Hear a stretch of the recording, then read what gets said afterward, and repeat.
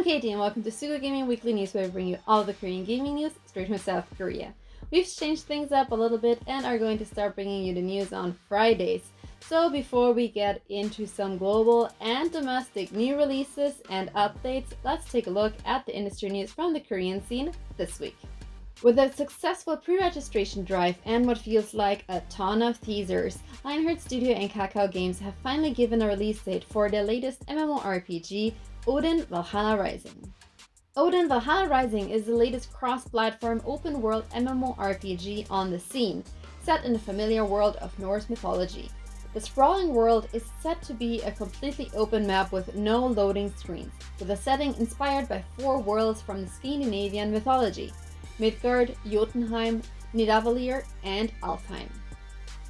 There's been a lot of hype for this title since pre-registration began back in April, and Kakao even went as far as to say it would be the best MMORPG of 2021.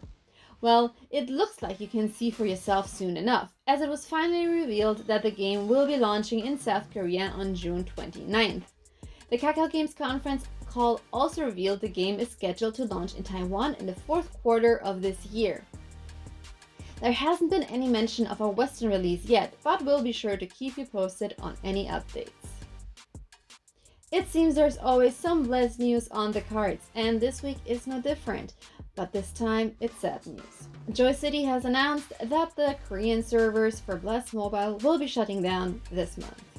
It's only been around 15 months since Bless Mobile's launch in South Korea, but the mobile title now joins the long list of failed Bless titles as publisher Joy City has announced its imminent closure, citing the standard inability to provide a satisfactory service as the cause.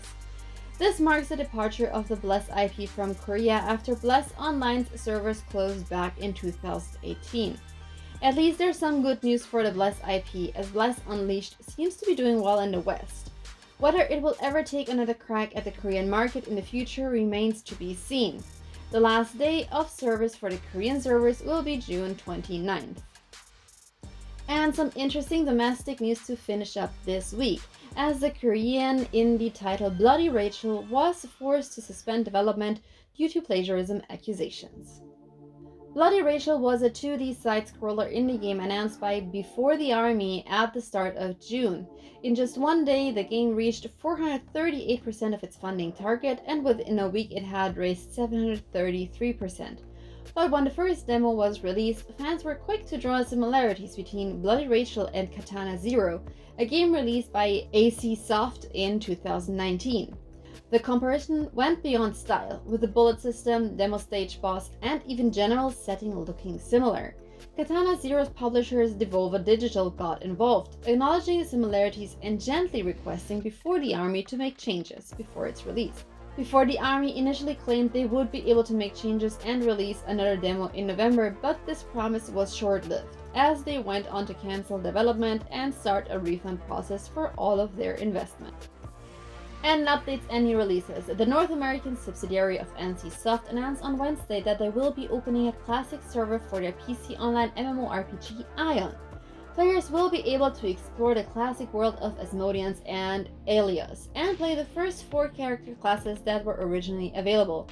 The server will launch in both North and South America on the 23rd of June.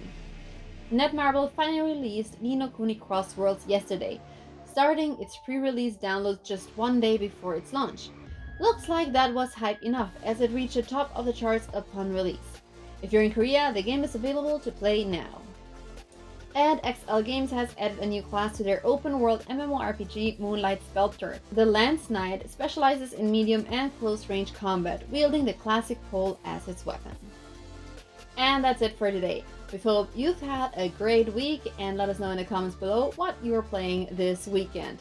Don't forget to subscribe and hit the like button to this video, and I'll see you next week. Bye bye!